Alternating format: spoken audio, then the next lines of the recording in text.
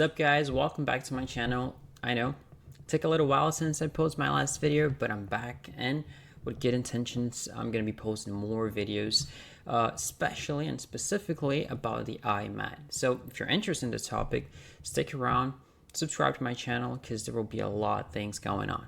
Okay, so for the ones who are new, let me just introduce myself. My name is Gautama, and I am a biology teacher. I'm part Brazilian and part Italian. So I currently live in Ireland at the moment, and one of my goals at this point is to get into one of the Italian medical schools.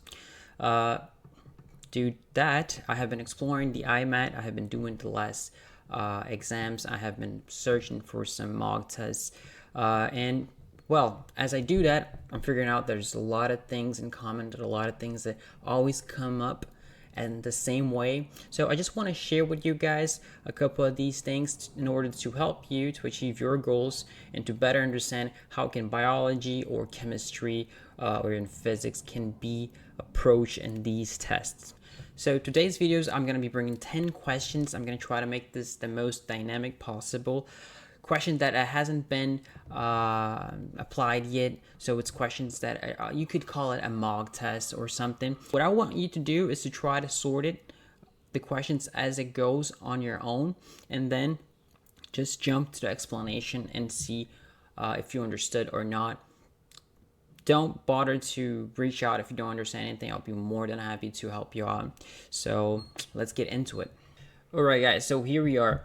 Once again, the idea of this video was to talk about questions that's going to help you to be more comfortable with the biology questions in the IMAT. Okay, so I'm going to bring 10 questions, and if everything goes right, there will be another 10 videos with 10 questions, so I can cover 100. The reason I'm bringing biology first, I want to do this with chemistry as well, but the biology, it is the majority of the questions that we find in the IMAT.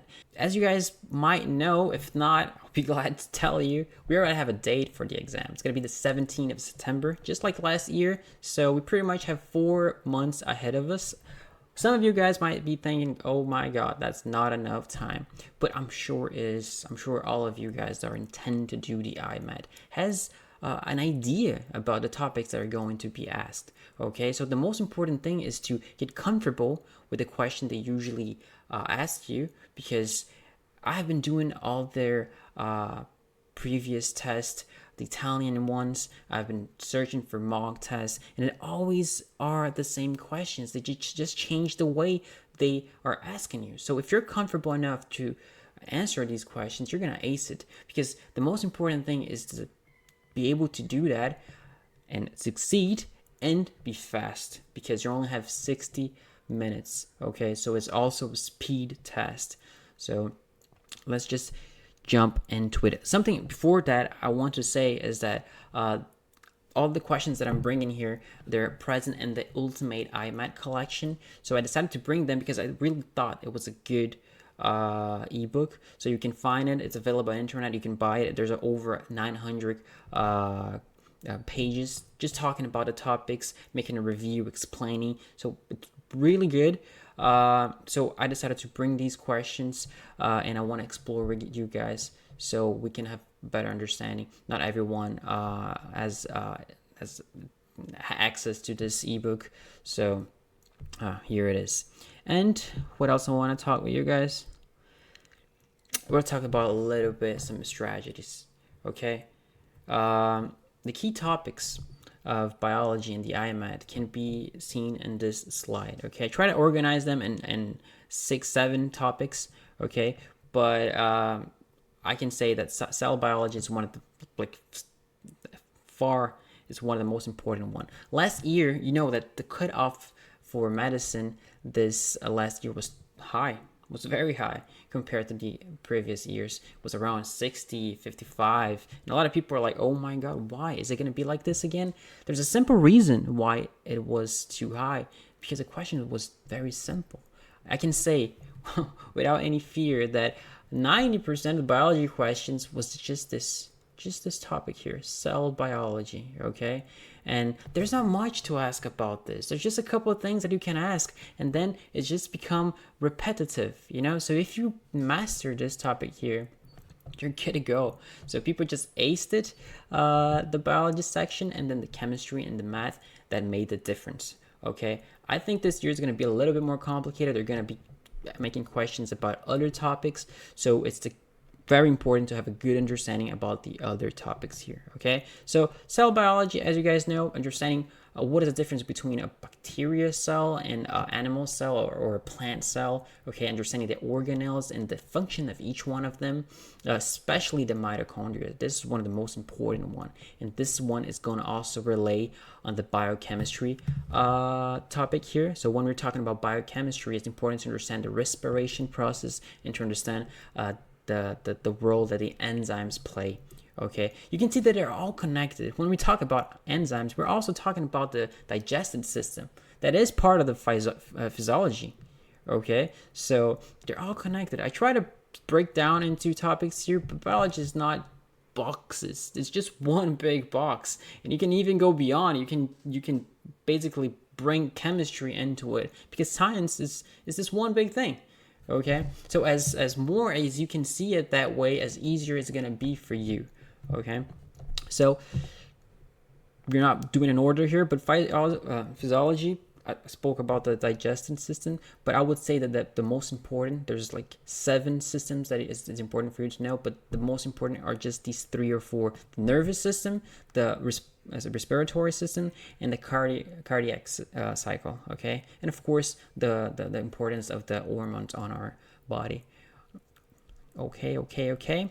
Transport mechanisms, the difference about osmosis, diffusion, and active transport. Easy peasy, but it's important to make this solid in your head. Cell division, meiosis. Oh my God, this is important. Okay, if you're confused about this, just go watch a YouTube video. This is something that you can't forget. Make a little mental map.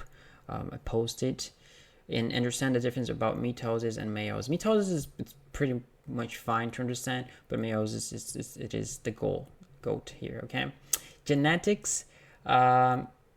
Genetics is, as you can see, we're going to be talking a lot about these. There's along this 100 questions that I want to bring to you guys. We have a lot of questions in genetics, and they're not complicated. They're just scary, but they're not complicated. Just 1 or 2 topics that you need to understand the dynamic and how to understand how to identify that key. Once you have it, you aced it. That won't be a problem. Okay. So, and finally, ecology. It's not that common. Sometimes it can come up as a single question out of the 18 biology questions, but it's pretty much they always ask the same way, so it's not going to be a problem. And the immune system, that I can also be interested when we talk about cell biology. Okay, so here we come. The first question that I want to bring to you guys, it's a question about the human genome. Okay, DNA, understanding how it works. So it's very common that the IMAT will show you a couple of statements, and they want you to identify which one of them are correct. Okay, so this is a way to make it a bit more interest, the questions, rather than just going straight forward. So you're gonna find this a lot. Basically, and it's important to understand what they want from us. In this case, they want to know which of the statements are correct.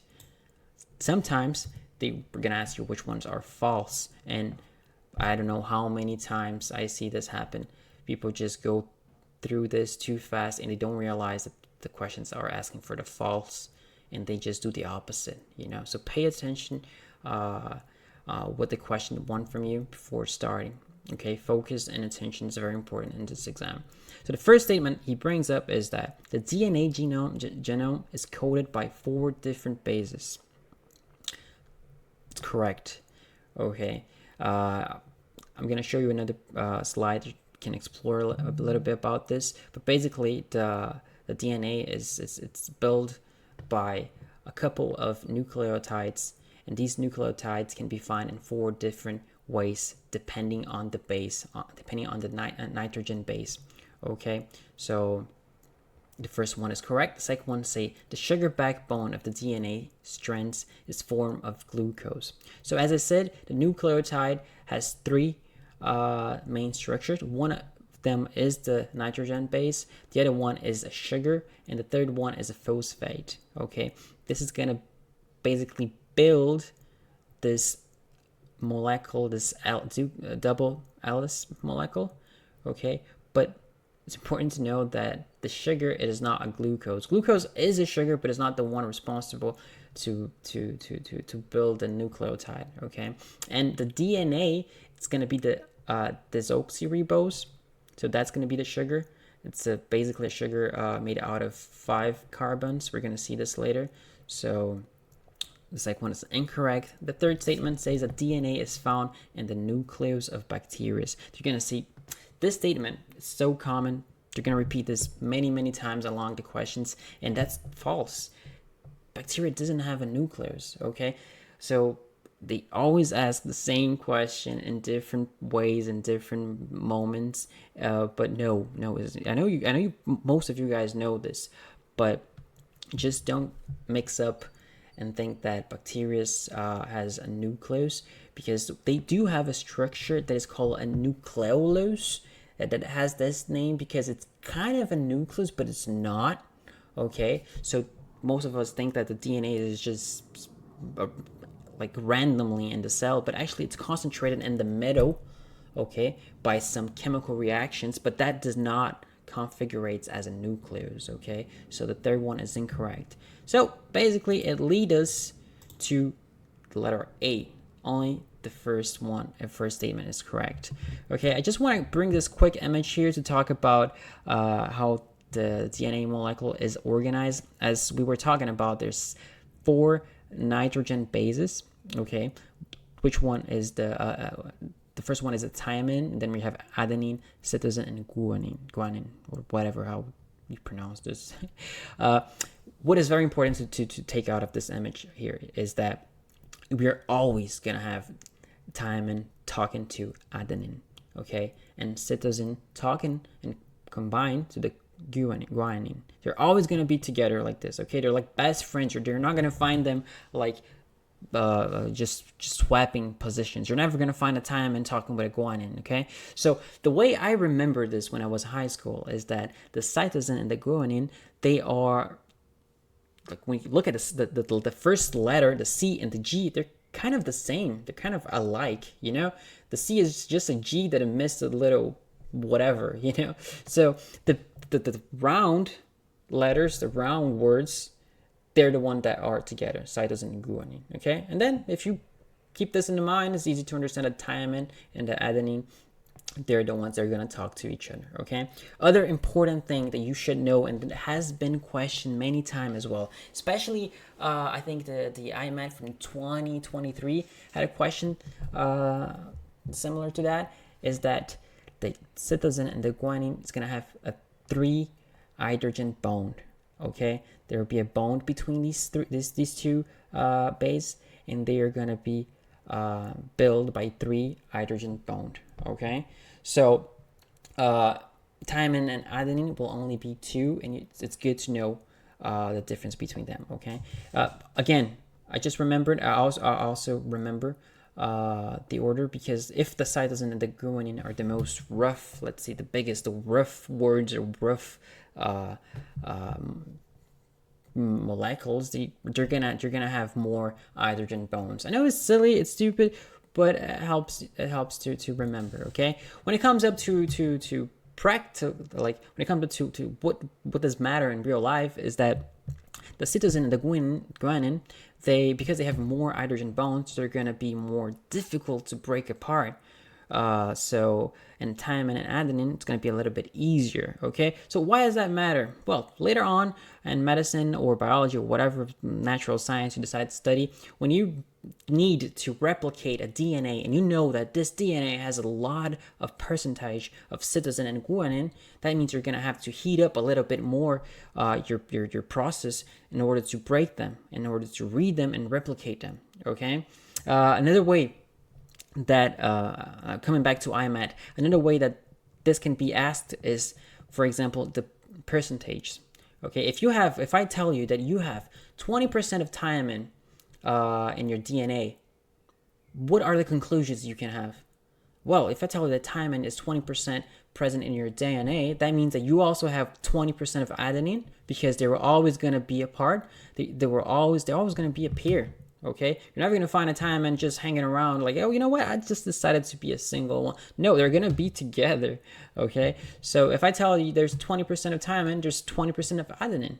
Well, we're talking about percentages. And what about the rest? Well, they're 20 here, 20 here.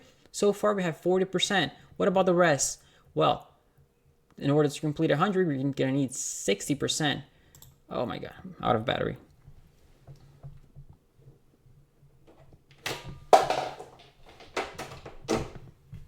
Okay, I might got a little bit dark in here, but I had to make a decision. There's only 2 plugs here. Well, back to what we're talking about. In order to achieve 100%, there's 60% out standing out here of our equation. So that means that cytosine and guanine together has 60% of the DNA material. So basically split even, 30% cytosine and 30% guanine. That's it. Simple like that. I've seen a lot of questions just like this being asked, and it's important to keep this in mind. Okay, so let's not waste any more time. Let's move on. All right, question number 2. Let's talk about animal cells, more specifically about organelles. Okay, so what the question want from us? There's 3 statements once again, and they want to know which one of them are true. Let's go. The first one says the majority of the energy produced by animal cells occurs in the mitochondria. Is that correct? Absolutely. The mitochondria is one of the most important organelles we have in our cells, and the most interesting organelle that we have also. So they're going to be responsible for producing the big part of the energy, the ATP, basically it's the coin, the energy coin that we have to trade and do everything that we need in our body. Okay, so first one, more than correct. Second statement, the cell wall protects the animal cell's membrane from the outside pressure difference. So the cell wall protects the animal. This is so tricky. Okay, the first time you read this, you might say, yeah, it makes sense, it's a cell wall. Well, what's it going to do? It's going to protect. But you have to remember that animals do not have cell walls. Okay, this is going to be asked so many times, and this is a tricky one, and people just forget. Okay, so it's when you start like you could just figure out that this was wrong by the first 3 words. The cell wall protect the animal cell's membrane from outside pressure difference. So absolutely not. We do not have cell walls. The only beings that have cell walls are bacteria, fungus, and plants. All right, let's move on. The endoplasmatic reticulus plays a role in protein synthesis. So is this correct? The what a word, right? Endoplasmic reticulum. So as you guys know, this is an important organelle that we have in our cells. Okay, this is also a tricky one. When I was doing this question, I was like, okay, which one are we talking about? Because we have 2. We have the smooth endoplasmic reticulum, and we have the rough one. Okay, basically the difference is that the rough one will have small little dots. Okay, these little dots, nothing more is than the ribosomes. Okay, the ribosomes are very important for protein production. Okay, but the smooth one has a different purpose. The smooth one is gonna just change your material, change your molecule, and add some fat, add some lipids into it. So there's a big difference between them. Not both of them produce proteins. Okay, but in the way it was asked, you could guess that is correct. Okay. Anyway, the endoplasmic reticulum plays a role in protein synthesis. It does. If we're talking about the rough one, it does. Okay, so this leads us to the 1 and 3. Do we have this option here? Absolutely. Letter E. The third question.